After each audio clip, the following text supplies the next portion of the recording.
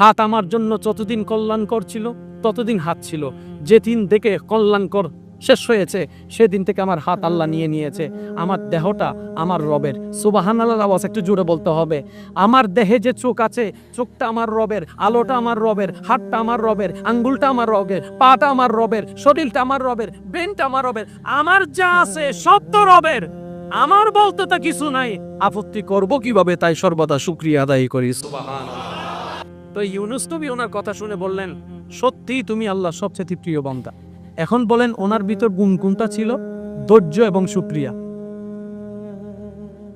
আর একটু জোরে বলেন, ধৈর্য এবং ভাই এই দুইটা জিনিসকে নিজের জীবনে বন্ধু বানান, আল্লাহ আপনাকে এমন শানওয়ালা জায়গায় পৌঁছায় দিবেন আপনি কল্পনা করতে পারবেন না। আচ্ছা, ইমাম হোসেন যে কারবালার ময়দানে শাহাদত বরণ করেছেন, এই কুয়া কি এত কম বেশি সবারই জানা। নবী রহমতুল্লিল আলামিনকে আল্লাহ আগে থেকে জানিয়ে দিয়েছেন। উনি কি একবারও দোয়া করেছেন আল্লাহ কাহিনী পাল্টাই দাও? ভাই শুনি নাই আমি। নবী রহমতুল্লিল আলামিন চাইলে বলতে পারতেন আল্লাহ ইমাম হোসেনের কাহিনীটা একটু সহজ করে দাও, বলেন নাই।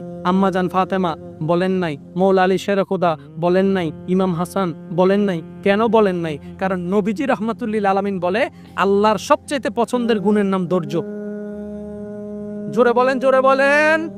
আর মনে রাখবেন একটা কথা, আল্লাহ যাদেরকে ভালোবাসে বেশি এবং যাদেরকে ভালোবাসতে চায় তাদেরকে আল্লাহ বিপদে ফেলেন, মুসিবতে ফেলেন, কষ্টে ফেলেন। পারিবারিক কষ্ট, সামাজিক কষ্ট, শারীরিক কষ্ট, স্বামীর কষ্ট, বউয়ের কষ্ট, চাচার কষ্ট, বাবার কষ্ট, অর্থনৈতিক কষ্ট, ব্যবসার কষ্ট।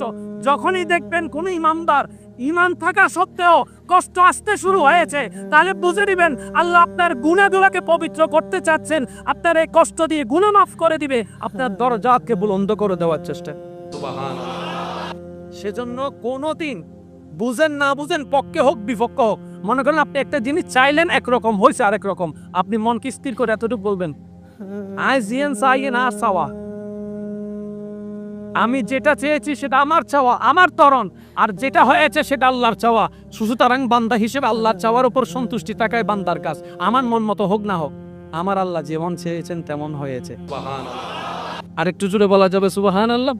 জীবন নিয়ে কোনো আপত্তি, জোরে আজকে বলেন একটু জোরে বলেন, জীবন নিয়ে কোনো আপত্তি, জীবন নিয়ে কোনো আফসোস, জীবন নিয়ে কোনো দুঃখ, আল্লাহ যেভাবে রেখে খুশি আমরা সেভাবে আজকে থেকে থেকে খুশি। শেষ একটা কথা বলে আমি বিদায় নিব। 5 ওয়াক্ত নামাজ সবাই আমরা জানি, কিন্তু পড়ি না কেন? ওই ঘরের মধ্যে আমার ভাই একজন আমাকে এই বিষয়টা স্মরণ করিয়ে দিয়েছে। তো আমি একটা কথা বলেছিলাম যে 5 ওয়াক্ত নামাজ ফরজ সবাই জানি, 5 ওয়াক্ত নামাজ ফরজ সবাই বুঝি নাই, যার কারণে প্রেম হয় নাই। আর যারা নামাজ বুঝছে তারা 5 ওয়াক্ত পরে পরে, নফলও পড়ে, ইশরাকও পড়ে, তাহাজ্জুদও পড়ে, সিজদায় গেলে মাথাও দুল। সুবহানাল্লাহ। বলে এবার ওনাকে জিজ্ঞেস করেন, ও ভাই, ও হুজুর, ও আল্লামা, ও মৌলানা, ও ভাই, ও দাদা, আমি 5 ওয়াক্ত পড়ি না, শুধু শুক্রবারে হই ফেলি, তার কেন জোর হনা শুক্রবারে আরাম নিতে কি প্রত্যেকদিন 5 ওয়াক্ত পড়েন, তাহাজ্জুদও করেন, ব্যাপার কি? তখন সে দাদা বলে, আরে সিজদার মজাটা একবার পেয়ে দেখ না। সুবহানাল্লাহ। সিজদার মজাটা একবার পেয়ে দেখ, কপাল তুলতে ইচ্ছা হবে না, কপাল তুলতে ইচ্ছা হবে না। আমরা পাই না কেন জানেন? আমরা সব জায়গায় শুধু তাড়াহুড়া করি। ও জুবানে বেশ সমঝো না হিরো ভাই 5G এন দেখা, 5G দিবেন কোন জায়গায়? যেখানে দেখতেছেন একটা বেগানা নারী যাচ্ছে, আপনি চার দোকানে বসে আছেন অথবা হাঁটছেন, আপনি সেই জায়গায় যদি সেকেন্ডে 2 কদম হাঁটেন, সেই জায়গায় আপনি সেকেন্ডে 4 কদম হাঁটবেন, এই জায়গায় না 5G? আরো জোরে বলেন না রে বা। যেখানে আপনার বন্ধু আপনাকে ডাকতেছে, আয়ু, জোরে বলেন না, আয় গাছতলার পিছনে একখানে আয়, সেখানে 5G গতিতে দূর মারবেন। যেখানে শয়তানের ডাক আসবে সেখানে 5G গতিতে পারবেন, আর যেখানে রবের রহমতের ডাক আসবে সেখানে স্লো থেকে স্লো হয়ে যাবেন। প্রতিটা সেকেন্ডে আপনার জন্য সওয়াবে সওয়াব হয়ে যাবে। বলে সুবহানাল্লাহ। আরো জোরে বলেন। আমার কথা কি কোনো কষ্ট পেয়েছেন? দেখেন, নামাজ পড়ার দরকারটা কি? আমি বলবো না নামাজ পড়লে জান্নাত পাবেন, আমি বলবো না নামাজ পড়লে এই হবে, নামাজ পড়লে সে হবে, আমি কিচ্ছু বলবো না। আমি শুধু এতটুকু বলবো, হায়াত দাতাকে শেষ ভালো যার, সব ভালো তার। জোরে বলেন হায়াত দাতাকে, রিজিক দাতাকে, সম্মান দাতাকে। আর একটু জোরে বলেন সুস্থতা দাতাকে, সন্তান দাতাকে। তো সব কিছু যিনি দেয়, ওনাকে খুশি করার হাজার মাধ্যমের একটা মাধ্যমের নাম নামাজ। আপনার যদি দরকার হয় কিছু, ওনার কাছে তো চাইতে হবে। তো ওনার কাছে চাইতে গেলে একটা সম্পর্ক সুন্দর রাখতে হবে না? ওই 5 ওয়াক্ত নামাজ হচ্ছে সুন্দর সম্পর্ক রাখার একটা মাধ্যম। আর একটু জোরে বলা যাবে সুবহানাল্লাহ। হ্যাঁ, আপনার আমার পক্ষে সর্বদা 5 ওয়াক্ত পড়া হয়তো সম্ভব হয় না। ভাইয়া একটু মনোযোগ দিবেন, অনেক সময় ফজরের নামাজ ছুটে যায় না, সেজন্য অনেকে আবার জোহর থেকে নামাজ পড়ে না। আচ্ছা, আবার হালিয়ে তুম পর্যুম দৌড়ি। ফজর যদি পড়তে না পারেন, জোহর থেকে শুরু করেন। জোহর যদি পড়তে না পারেন, আসর থেকে শুরু করেন। যেইটা ভাবেন ওটা থেকে শুরু। ইনশাআল্লাহ। না গর্জন দিয়ে বলেন না ইনশাআল্লাহ, আরো জোরে বলেন ইনশাআল্লাহ। সেই ওয়াক্তে পাবো, সেই ওয়াক্ত থেকে শুরু। আপনি আসর থেকে শুরু করেন, আপনার রব আপনাকে ফজর পর্যন্ত পৌঁছায় দিবে। কিন্তু সেটা একদিনে দিবে না, এক সপ্তাহে দিবে না। আগে আল্লাহ আপনাকে একটু যাচাই বাছাই করে দেখবে, এতে কি স্বার্থের কারণে আসছে নাকি আমাকে মহাব্বত করে আসছে, আগে একটু দেখি। দেখবেন আপনি নামাজ পড়েন না, আপনার কোনো বিপদ নাই। নামাজ পড়া শুরু করবেন, বিপদ বাইরে যাবে। নামাজ পড়া শুরু করবেন, মানিব্যাগের টাকা চলে যাবে। নামাজ পড়া শুরু করবেন, বাটা জুতা নমাতেকা সবার জুতা আছে। যে প্রথম ভালো হইতে গেছে নামাজ পড়তে, তার জুতাই। তো শয়তান মনে মনে প্রশ্ন ঢুকাই দেয়, এতদিন নামাজ না পড়া যায়, বাটা জুতা আসিল, এ নামাজ পড়তে গিয়েছে দেখুদা জুতা গিয়ে কুদে মাথন না ভাই, মাথন না। অনেক সময় দেখবেন যতদিন খারাপ আছিলাম এমনি এমনি কিছু হয় নাই, আজ ইয়ে ভালো হইতাম গেই তো বেগুন আকস মনে কি। আমি বলি যে না, এগুলো আল্লাহ আপনাকে পরীক্ষা করতেছে। আপনি শুধু বলবেন যে বাজি জুগাও তুও না কাজ জরক, আল্লাহ তোমার লই গসি তো গসি তো আমি কে যাই দেখো। জোরে বলেন না। একদিন, 2 দিন, 1 সপ্তাহ, 1 বছর, 2 বছর আপনি শুধু তাকায় থাকবে।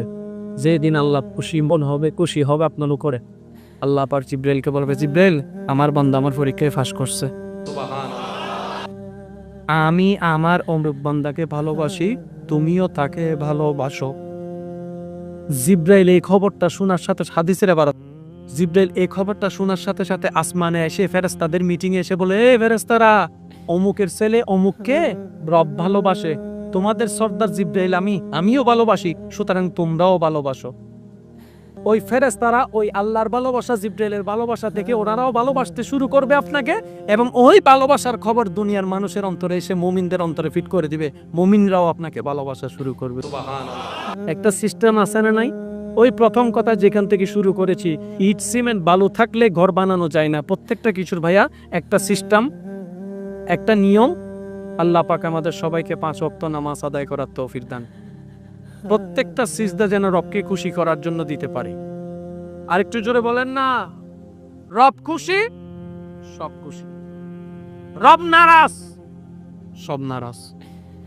এই মাহফিলের একটা সার্থকতা দেখতে চাই। আল্লাহকে খুশি করে কবরে যাওয়ার ইচ্ছা আছে? আল্লাহকে খুশি করার জন্য অন্যের প্রতি রাগ রাখবেন নাকি ক্ষমা করবেন? ভাই একটু জোরে বলেন না। মাইকের আওয়াজ যতটুকু যাচ্ছে, আমার ভাই বোন যদি আমার কথা শুনে থাকেন, আপনারা একটু মনোযোগ দেন। আল্লাহর দিকে তাকাই, এই মুহূর্তে আপনার যত দুশমন আছে, ইচ্ছায় অনিচ্ছায় আপনাকে কষ্ট দিছে, সবাইকে মাফ করে দেন। যারা যারা মন থেকে মাফ করতে পারবেন তারা একবার বলেন আমিন। দুশমনকে মাফ, আমিন বলেন। দুশমনকে মাফ, কথা দিয়ে কষ্ট দিছে তারে মাফ, ব্যবহার দিয়ে কষ্ট দিছে তারে মাফ, জায়গা দিয়ে কষ্ট দিছে তারে মাফ, রাস্তা দিয়ে কষ্ট দিয়েছে তারে মাফ, খাবার দিয়ে কষ্ট দিছে তারে মাফ, হাত দিয়ে কষ্ট দিছে তারে মাফ। যত প্রকার মানুষ আমাকে কষ্ট দিয়েছে, আমাদেরকে কষ্ট দিয়েছে, আল্লাহর দিকে তাকে সবাইকে মাফ।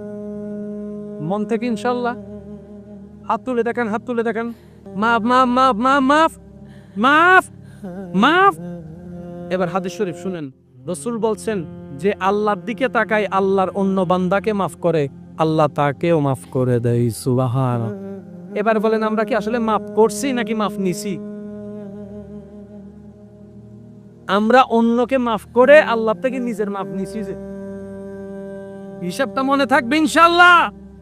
আপনাদের এলাকায় না, সব জায়গায় দেখবেন আজকাল ভাই ভাইয়ের চেহারা দেখে না, অনারেন্ডে নাই ভাঙলার কেন এক ভাই আরেক ভাইয়ের চেহারা নি কেন চাই কি হদে মল্যা চেহারা তুই নসাবি আহাতে বতা কি হইউ দে আদি ইতে যেন বললা সেরা নসাই ফোয়া মাইরে ডাহিরে হবে ইতে যেন তো চাচা যেন সেরা নসাই আহাতে বাহ তুই তো বহুত বাহাদুরি হাম করে ফেলি যাইতে লাগু দে হন্ডে খবরত আসু দে হন্ডে দুনিয়ে তো দুনিয়ার নিয়ম তার খবরের নচলে ইবে আলাদা এ তুই আর সেরা নসাইস আজীব ব্যাপার উনুন পায়ে মারা গেলে বাইরে যে হারাই যাবে জানা যাবে কথা বলেন না রে ভাই চাচা মারা গেছেন চাচার জানাজায় যাবেন ইনশাল্লাহ যত ঝগড়া দুঃখ সবকিছু দুনিয়ায় আর রু চলে গেলে দুনিয়ার সাথে কোনো সম্পর্ক কারো থাকে মনে রাখবেন প্রত্যেকটা মৃত ব্যক্তি আল্লাহর মেহমান